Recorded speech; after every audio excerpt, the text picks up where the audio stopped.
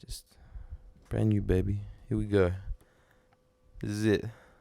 Wowie, guys. Welcome to the first episode of Mossy Do What Mossy Does. Today we're going to be talking about Talk to Me. I feel like I could fit something in there. We're going to be talking about me. We're going to be talking to me. We're going to have fucking kiddies that are going to hear fucking noise and think that just because something's happening, they got to be involved. I can see you. Go away, thank you. Oh my God, I'm gonna have to beat this kitty's ass on camera. Keep going. You ain't walking yet. I'll see you later, okay? It's movie time. You back again, dickhead. You got anything you want to say about Talk to Me, Alf? You wanted to be in the interview, Alfred. Fucking take the fishing. God damn, I hope I can use that. I haven't even talked about the movie yet. Guys, Talk to Me. Really good movie. Really fucking good movie. A day and age where movies feel like they're becoming more and more like products that, you need to get out, like the next Call of Duty. It's very refreshing to get a movie that feels like just a genuine passion project that two beautiful directors felt very strongly about. This is directed by Danny and Michael from RackaRacka. And it's their first official feature-length movie. But sweet Jesus, this isn't their first film. That you can tell that these guys have had a childhood and lifelong passion and love for making movies. So many things carry over. You remember how great their fucking punches and sound effects were? Whew. And most importantly, that fucking song, dude. That fucking song. This fucking song, it's a circus, but it's a remix. And when they bring it in with the fucking film and the dude's clapping.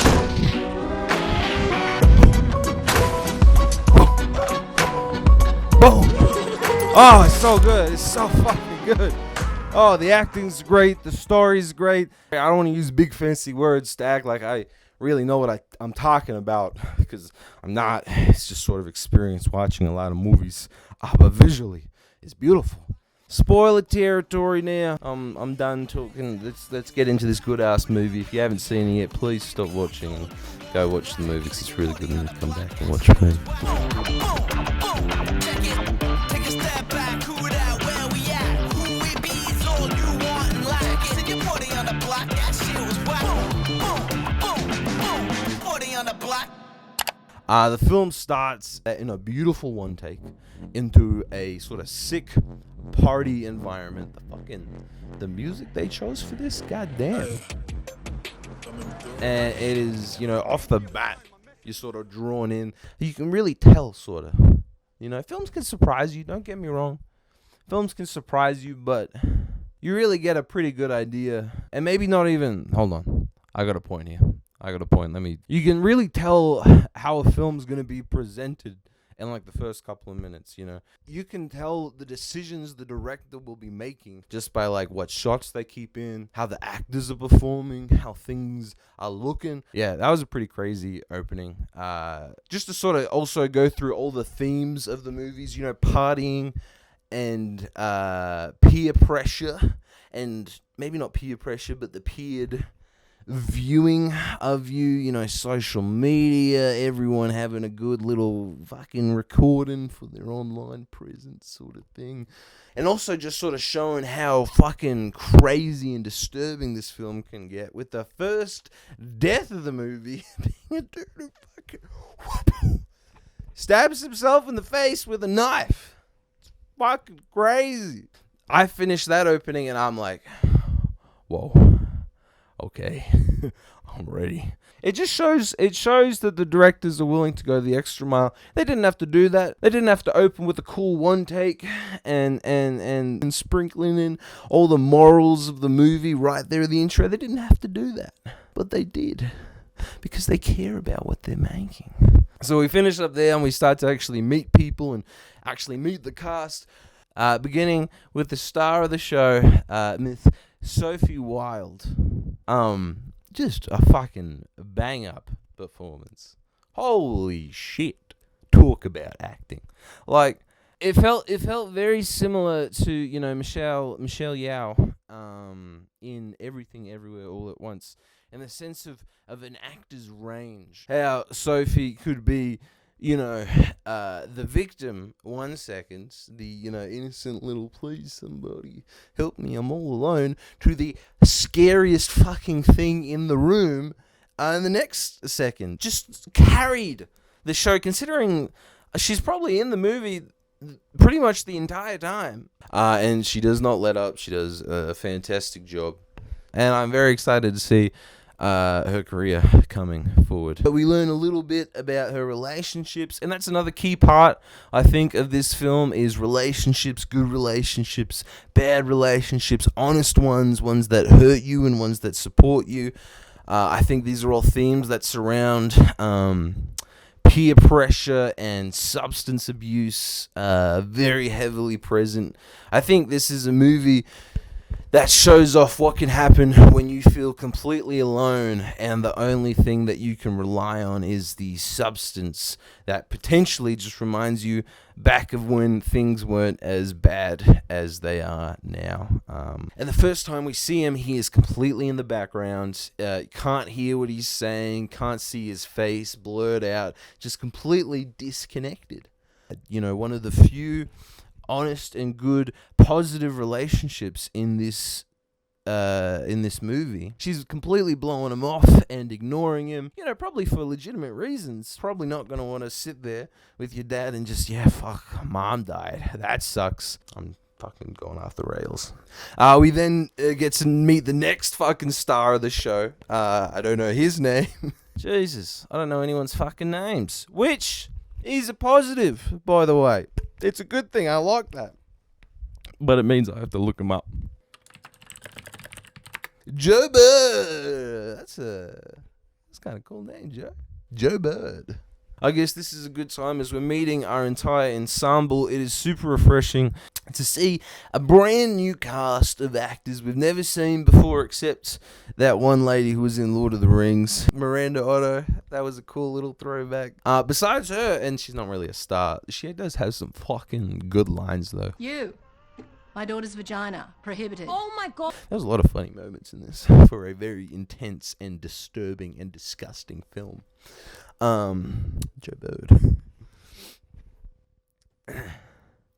But, just an incredible... Fuck.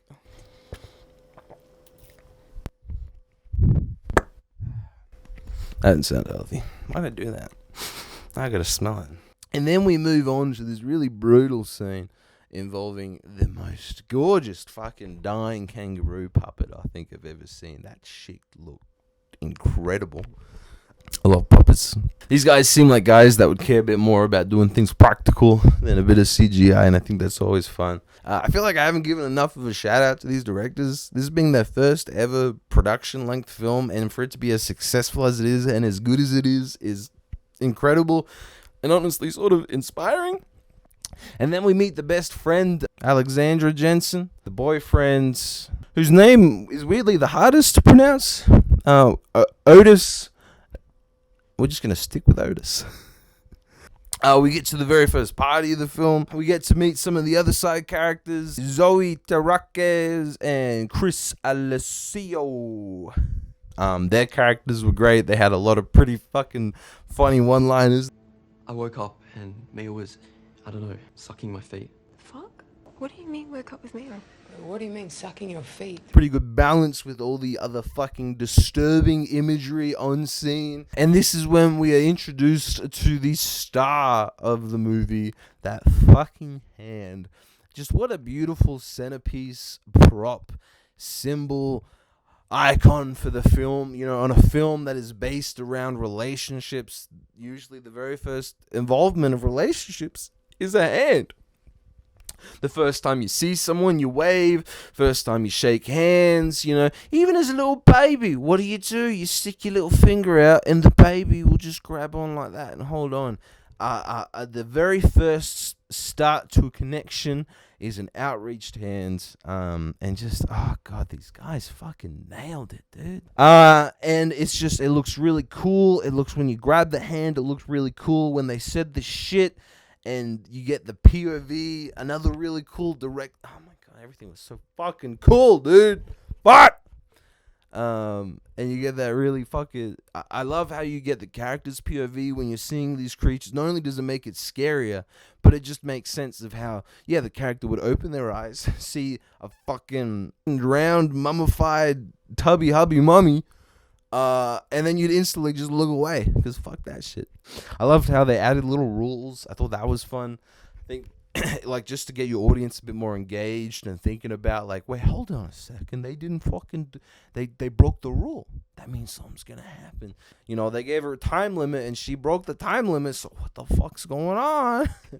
Also, I feel like the movie's just flying by at this point, because you don't even realize, but you're already like 30 minutes in, a third of the movie, and you're sort of just chilling still at this point. I just thought the pacing was great. I don't know where I'm gonna squeeze that in, but movie flew by. 90 minutes. Great runtime. It's my bun been done the entire time. We get a bit more between Sophie Wilde and Joe Bird's character, talking about the mum. Also tied back into the theme of relationships, and how maybe if she had a bit of a better relationship with her partner, she wouldn't have found herself alone, locked in the bathroom. You know, it's just constantly affecting us. The relationships we have, if we don't have them, how we find these we as people need these connections. We need to feel like there are things we attach to in this life that keep us grounded, and if we don't, then who knows what kind of crazy shit we'll go off and do. We then right away get into the second party, which is even cooler than the first one, and you know why, baby? We got that fucking song again.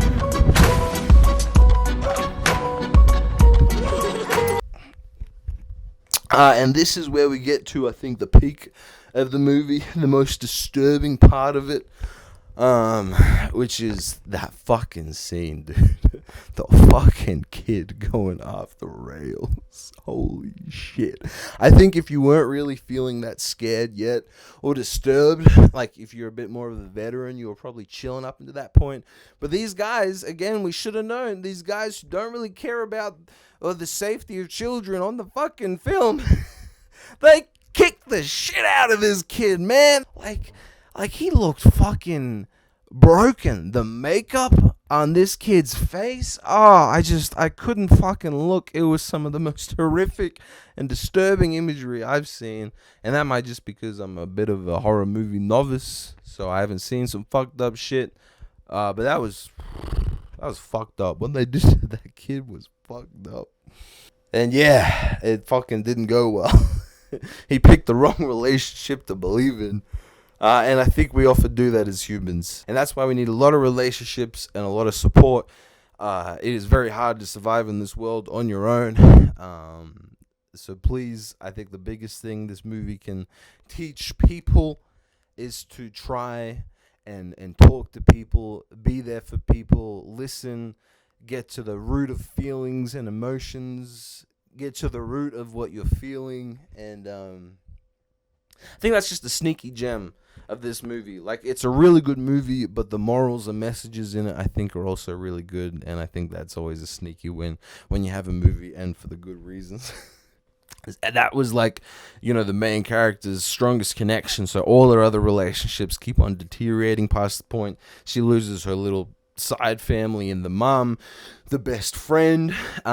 She then progresses to lose her ex-boyfriend's relationship by sucking on the man's toes. And again, just some stuff that's not scary, but it doesn't feel good to watch.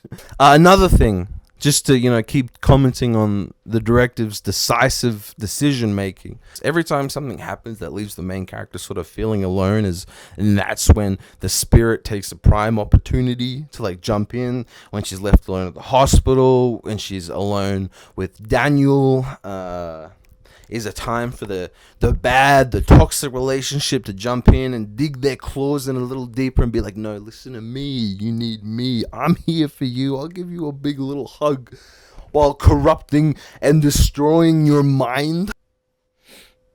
Oh shit, what the fuck? Michelle's home? Oh my god. I'm gonna have to cut this short. What the fuck are you doing home, dog? And above all else, just to wrap up, I love how this felt like two people making a movie. You know, this wasn't a product that a studio had to come up with. I'm not trying to say there wasn't a lot of people working on this. There were, of course, but this wasn't made just to make money. This was made as an art piece. Not only was this made with creative intent, the choices they made were the right ones, and the film, some of these shots, there was this sick ass transition with like a bed and she was standing up and it wasn't a bed no more. It looked really cool. Well, anyway, I'm sweating like a motherfucker. Yeah, this film's just got beautiful messages, beautiful tone, beautiful everything. I think I've talked enough. You guys should just go see the movie. Stay beautiful. I forgot to do the number score at the end, out of 10. You know, they got to have a number score. So, like 8.4. I don't imagine I hallucinate, then levitate through the pain. I meditate, higher stakes, the devil's advocate. Since I was 8, classmates get blackmailed, freaking out the neighbors till they escalate. I feel like MJ in 98, hit 'em with my fade away. We don't wanna win, we want to dominate.